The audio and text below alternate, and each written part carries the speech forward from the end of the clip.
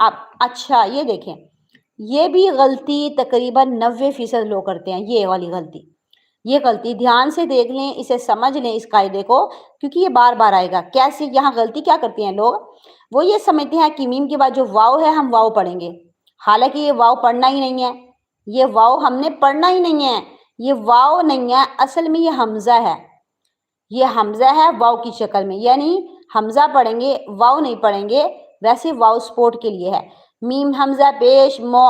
یہ پڑھیں گے، میم حمزہ پیش مو، میم زیر می مؤمنین ایسے پڑھیں گے۔ ان کنتم